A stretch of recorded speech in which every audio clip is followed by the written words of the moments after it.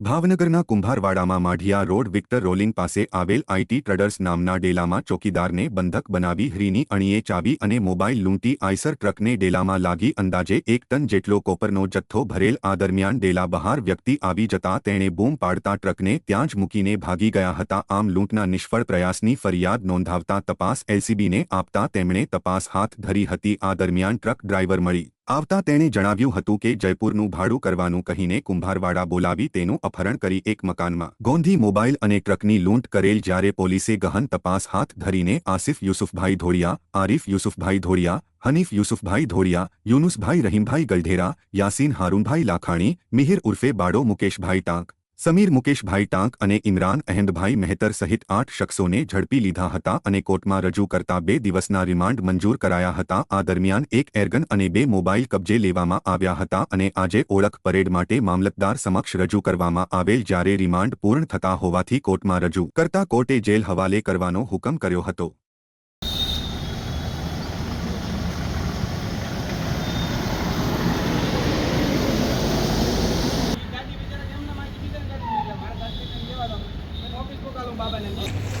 રૂમાલ કાઢ નાખે એક વાર વેટ કરજો એ અન્યામ પકડાઈ એ વબે ના તો આમ